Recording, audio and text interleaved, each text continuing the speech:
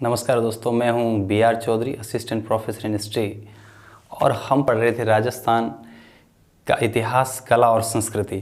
तो राजस्थान की हिस्ट्री हमने कंप्लीट कर ली और कला और संस्कृति के अंदर जो हम लोग पढ़ रहे थे, और आज का हमारा टॉपिक रहेगा राजस्थान की कला और संस्कृति में रीति रिवाज। तो राजस्थान की प्रमुख रीति रिवाज। तो आज का हमारा टॉपिक है राजस्थान में रीति रिवाज। यदि આપણે राजस्थान के रीति रिवाज की यदि आप बात करा तो देखो, राजस्थान काफ़ी बड़ो प्रांत है। जिया कि थे मानचित्र में देखने लग रहे हो, इतना बड़ा प्रांत है राजस्थान। क्षेत्रीय विविधता बहुत ज़्यादा है। तो हम रीति रिवाज को कुछ पॉइंट्स में बांट कर पढ़ लेंगे तो हमारे लिए काम आसान होगा। तो राजस्थान की जो रीति रिवाज है इनको हम 4 भागों में बांट कर पढ़ लेंगे। सबसे पहले इन रीति रिवाजों में हम संस्कार की बात कर लेंगे, जिनकी संख्या कितनी है? 16। तो सबसे पहले तो 16 संस्कार की बात कर लेंगे। फिर हम पढ़ेंगे ये रीति रिवाज है जो जन्म से संबंधित, विवाह से संबंधित। दूसरे रीति रिवाज हम पढ़ लेंगे विवाह से संबंधित, विवाह से संबंधित, विवाह संबंधी ना, विवाह संबंधी रीति रिवाज। और उसके अलावा नेक्स्ट पॉइंट हो जाएगा मृत्यु से संबंधित, मृत्यु संबंधी रीति रिवाज। और नेक्स्ट हम पढ़ लेंगे अन्य रीति रिवाज, है ना, अन्य रीति रिवाज है। तो मेरा कहने का मतलब है कि यदि हम 4 भागों में बांट कर पढ़ लेंगे ना तो ये टॉपिक बहुत आसान हो जाएगा। तो राजस्थान की रीति रिवाज को हम 4 भागों में बांट कर पढ़ेंगे, क्योंकि जैसा कि देख रहे हो राजस्थान प्रांत बहुत बड़ा प्रांत है। तो हम क्या करेंगे, राजस्थान के रीति रिवाजों को 4 भागों में बांट कर पढ़ लेंगे। पहले 16 संस्कार पढ़ेंगे, फिर विवाह से संबंधित रीति रिवाज रस्में, फिर मृत्यु से संबंधित, फिर अन्य रीति रिवाज। तो सबसे पहले हम बात करेंगे ये संस्कार, ये वाले ना। तो ये 16 संस्कार कौन कौन से हैं तो इनको देखेंगे ना। देखो इनको कैसे याद करना है। तो सबसे पहले तो देखिए, हमारी जो वैदिक संस्कृति थी ना, उस वैदिक संस्कृति में हमारे जो ऋषि मुनि थे, सनातन संस्कृति में उन्होंने 16 संस्कारों की बात कही है। फर्स्ट ग्रेड में क्या सवाल पूछा गया, सबसे पहले तो मैं बता देता हूँ। देखो ये माना गया है, संस्कार का अर्थ पूछा था। संस्कार का अर्थ होता है परिष्कृत करना, इसको जरा समझिए। और संस्कारों की संख्या पूछ ले तो 16।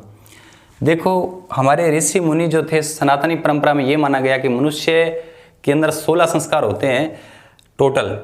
और यदि संस्कार यदि नहीं हुआ है तो वो व्यक्ति समाज में रहने लायक नहीं है। मनुष्य का जब जन्म होता है वो समाज में रहने के लिए लायक नहीं होता है। उसमें संस्कार डाले जाते हैं, मतलब सॉफ्टवेयर डाले जाते हैं, फिर वो समाज में रहने लायक हो जाता है। ये 16 संस्कार है। संस्कार का अर्थ पूछ ले तो परिष्कृत करना, संख्या पूछ ले तो 16। अब इन 16 संस्कार जो हम पढ़ेंगे अभी आप सबको याद हो जाएंगे। 16 संस्कार 2 मिनट लगेगी। तो ये 16 संस्कार का एक तो क्रम याद रखना है, इनका मतलब क्या है वो भी ध्यान रखना है। कई बार इनका क्रम पूछ लेते हैं, कई बार या सुमेलित करने वाले सवाल में से आते हैं। तो सबसे पहले आइए, पहला जो संस्कार है वो याद रखिए गर्भाधान। भाई गर्भधारण, गर्भाधारण मतलब गर्भ धारण करना, गर्भ धारण करना। तो ये पहला संस्कार है। जब महिला गर्भ धारण करती है तो गर्भाधारण संस्कार होता है। दूसरा, गर्भ के अंदर अब शिशु है, उसको यदि पुत्र प्राप्ति, ये वो शिशु है उसको पुत्र में कन्वर्ट हिसाब करने के हिसाब से जो होता था ना, उसको कहते थे पुंसवन संस्कार, पुंसवन। तो याद रखो, पू को पकड़ लो, पुत्र प्राप्ति के लिए, पुत्र प्राप्ति के लिए किया जाता था। तीसरा देखो ABC, तीसरा नंबर C है। C से हो जाएगा सीमंतोन्नयन, सीमंतोन्नयन। देखो सीमंतोन्नयन का मतलब क्या होगा, सीमा, सीमा का मतलब सीमा की रक्षा करते हैं। तो गर्भ के अंदर शिशु है, शिशु की सुरक्षा के लिए किया जाता है। गर्भस्थ जो बालक है उसकी सुरक्षा के लिए किया जाता है। तो आपको 3 संस्कार ऐसे ही याद रखने हैं, है ना। कैसे? पहला गर्भाधान, दूसरा पुत्र प्राप्ति के लिए पुंसवन, तीसरा सी मतलब सीमंतोन्नयन, सीमा की रक्षा। तो सुरक्षा, किसकी सुरक्षा हो रही है? शिशु की सुरक्षा हो रही है। ये 3 हो गए। फिर आप ऐसे याद रखो 4, 5, 6, इनको एक साथ याद रखो। इसके लिए ट्रिक याद रखो, अचूक, जा नानी, अचूक नहीं, एक बार याद रखो, जा नानी, जा नानी तो याद रहे जैसे जा नानी। तो जा से हो जाएगा जात कर्म, जात कर्म संस्कार मतलब जैसे क्या होता है जन्म, ये बालक का जन्म होता है, बालक का पिता उसको है ना शहद चटाता है ना। तो याद रख लिए जात कर्म मतलब जन्म, जा से जात कर्म, ना से क्या हो जाएगा नामकरण, मतलब बच्चे का क्या रखा जाता है नाम रखा जाता है, वो नामकरण संस्कार है। जा ना नी का मतलब हो जाएगा निष्कर्मण, निष्कर्मण का मतलब होता है बाहर निकालना, बालक को पहली बार घर से बाहर निकाला जाता है तब ये संस्कार किया जाता है निष्कर्मण। तो जा ना नी, जात कर्म, नामकरण और निष्कर्मण, 3 वो और 3 ये कितने हुए 6। नेक्स्ट याद रखो 7वां, 7, 8, 9 ये 3 के ग्रुप में याद रखना है। अब याद रखो अचूक, घर से बाहर निकालेंगे तब कोई चूक नहीं होनी चाहिए, मतलब क्या हो गया अचूक है। तो एक एक अक्षर से आपका मामला सेट हो जाएगा। ऐसे क्या हो जाएगा अन्नप्राशन, मतलब अन्न परोसना, बालक को पहली बार क्या खिलाया जाता है अन्न खिलाया जाता है। चू से क्या हो जाएगा चूड़ाकर्म, बालक के पहली बार क्या काटे जाते हैं बाल काटे जाते हैं। जड़ूलो बदारणों के अपने देसी भाषा में कैसे हो जाएगा कर्ण भेदन, मतलब क्या हो जाएगा पहली बार कर्ण भेदन कान बिंदे। तो क्या हो जाएगा अचूक, अन्नप्राशन, चूड़ाकर्म और कर्ण भेदन। ठीक है 9 याद हो गए। फिर याद रखना है 4, 9 के बाद 10, 11, 12, 13। तो 10, 11, 12, 13 इनको एक ग्रुप में याद रखना है। कैसे याद रखना है सर, इनको ऐसे याद रखना है। अब बालक बड़ा हो गया 10 बस, अब बड़ा हो गया, अब उसकी माँ उसको अक्षर ज्ञान करवाएगी, अक्षर को बोलते हैं विद्या। तो ये हो जाएगा विद्या आरंभ करवा देगी, मतलब विद्या आरंभ। ये कौन सा ज्ञान हो गया अक्षर ज्ञान। विद्या आरंभ माँ करवाती, इसलिए माँ पहली शिक्षिका हो गई, और परिवार पहला क्या हो गया उसका वो हो गया पाठशाला। माँ पहली शिक्षिका, परिवार बालक की पहली पाठशाला। तो विद्या आरंभ हो जाएगा। अब विद्या, अब वो कह गेड़ा बाँचने लगे तो अब वो जनेऊ धारण करेगा है ना, जिसको बोलते हैं यज्ञोपवीत। तो नेक्स्ट हो जाएगा यज्ञोपवीत, उसी को बोलते हैं उपनयन संस्कार। तो उपनयन संस्कार ठीक है। अब वो वेद पढ़ने का अधिकारी है तो वेद आरंभ कर दो, तो वेद प्लस आरंभ क्या हो जाएगा वेदारंभ, और वो क्या पढ़ेगा वेद पढ़ेगा। तो ये 3 एक साथ याद रखना है, ध्यान रखना। पहले विद्या है, फिर उपनयन है, फिर वेदा है।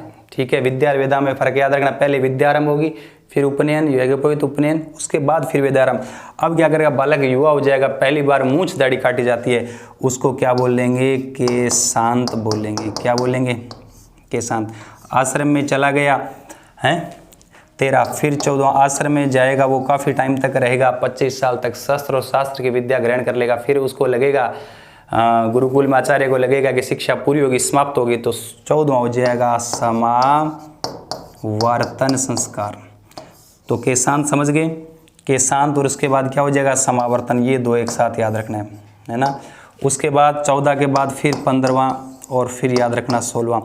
15वां क्या होता है विवाह, जिसको बोलते हैं पाणी ग्रहण संस्कार।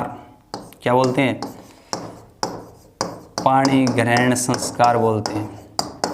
और 16वां अंतिम संस्कार का है, जिसको क्या बोलते हैं अंत्येष्टि, मतलब ये कौन सा संस्कार है अंतिम संस्कार है।